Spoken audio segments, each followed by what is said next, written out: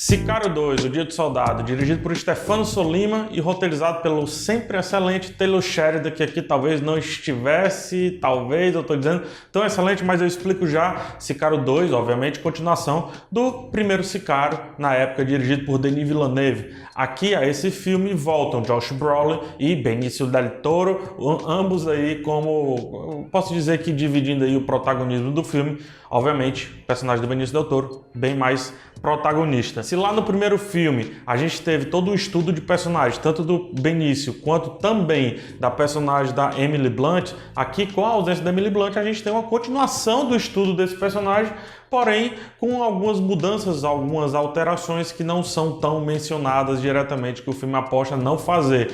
Então ele passa ali de uma possibilidade de estudo de personagem para um filme de ação, que se estipula como, de fato, uma franquia. Então a gente pode esperar aí outros filmes facilmente de Sicário, coisa que o primeiro filme não vendia tanto. Dessa vez, o problema dos Sicários é um pouco diferente. Eu até vou evitar falar um pouco desse plot para não dar um spoiler. Mas existe uma nova trama de tráfico de drogas, de tráfico de pessoas e também de terrorismo, envolvendo terrorismo, que fica claro desde o primeiro ato ali do filme, antes do primeiro ato, do prólogo do filme, fazendo uma menção, inclusive direta, ao prólogo do primeiro filme, que deixa a gente, pá, que é isso que eu vou assistir e tal, e que já define um dos personagens do filme. Aqui, uma referência também para deixar a gente impactado, e de fato impacta.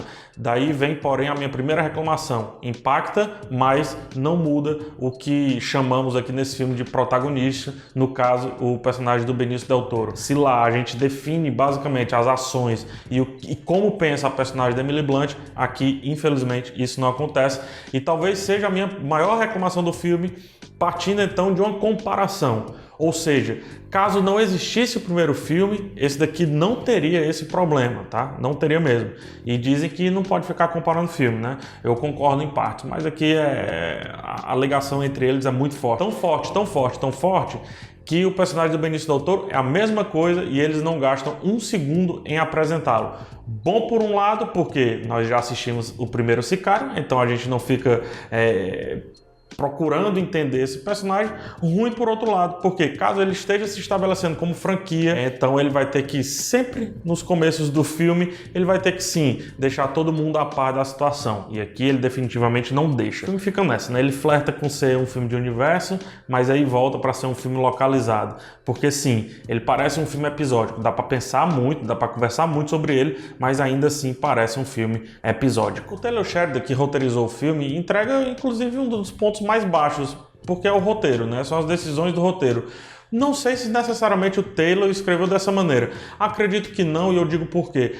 O Taylor, ele está encabeçando uma nova onda no cinema mundial, que é a volta do western, como um western moderno. Então a gente pode ver os filmes dele como Hell or High Water, ou o mais recente Terra Selvagem, que ele escreve e dirige, que são faroestes extremamente modernos. O primeiro Sicário também é. É o que está sendo chamado de neo-western. São definições do nosso mundo misturadas com coisas do faroeste, dos filmes de faroestes antigos dos Estados Unidos.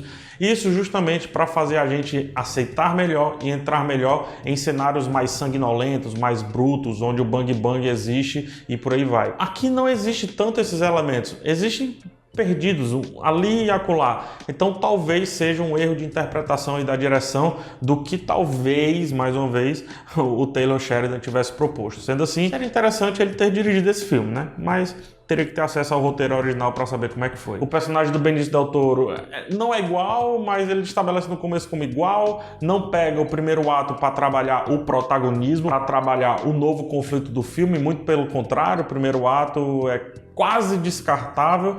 E lembrando, primeiros atos são importantíssimos para a gente entender o que, quem e como e porquê, e isso não faz, né? Não faz. O filme ganha protagonismo, creio eu, que com 40 a 50 minutos, o que não seria um problema se o personagem do Benicio del Toro não tivesse mudado. Por outro lado, o que tenta simular o primeiro filme, que tenta emular o primeiro filme, que é a fotografia, vai extremamente bem. A fotografia desse filme é maravilhosa, os planos abertos, né? Sempre muito abertos e enquadrando o que a gente ainda não sabe que será protagonista, dá sempre aquela sensação de que algo ruim pode acontecer. E junto com a direção do Sollima, que é o diretor de Suburra, não sei se você viu esse filme, é muito bom, junto com a direção, a fotografia, essa sensação de vazio que se dá, de panorama, de espaços vazios dentro do plano, faz com que muitas vezes a gente tema pelo que vai acontecer, ao mesmo tempo que cria uma tensão para a ação que é óbvia.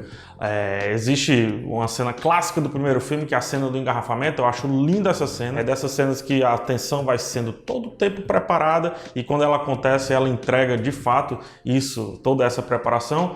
Aqui isso também aconteceu e eu digo que aconteceu até em mais vezes. Junto com isso, a fotografia enquadra muito bem dentro de locais fechados e o filme aposta veementemente nessa câmerazinha dentro do carro, nos locais apertados, se não for dentro do carro, dentro de um cubículo, ou se não for dentro de um cubículo ou de um carro, numa escuridão que acaba abraçando os personagens.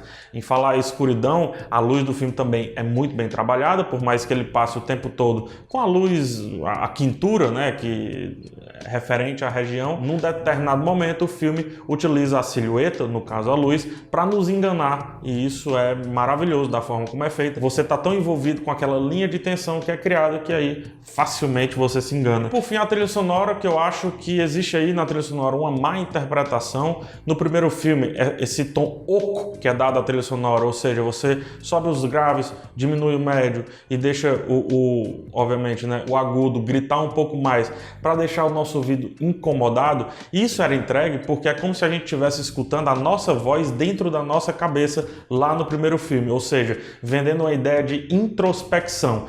Entretanto, esse filme não vende ideia de introspecção, pelo contrário, vende ideia de expansão de ideias. Ficou cacofônico, mas você entendeu, né? Eu acho que houve uma má interpretação de como utilizar. Por outro lado, a trilha é excelente, brilhante, linda. Esse efeito espectral ajuda na criação da tensão e deixa a gente extremamente engajado com uma cena que ainda não existe. Uma possibilidade de algo existir, que é isso, para mim, uma das melhores coisas do filme. A constante possibilidade de algo existir deixa a gente tenso, deixa a gente engajado no filme. É isso, o filme se estabelece como no mínimo uma trilogia, fica muito aberto para um próximo. A ideia desse Sicário, desde o primeiro, é não ser conclusivo, é deixar que a gente tire as nossas conclusões, porém peca em interpretar errado os elementos que foram utilizados lá e simplesmente trazê-los para cá no porque sim. Na verdade não é porque sim, é porque algo. E esse algo talvez não tenha sido entendido pela direção do Stefano Sollima. Se gostou do vídeo, já sabe, dá joinha, se não dá dislike. Comenta aqui embaixo, me diz aí o que é que você achou de Sicário 2, O Dia do Soldado, o que você achou também, na minha opinião. Ficou claro? Se não, deixa a pergunta. Até o próximo vídeo e tchau.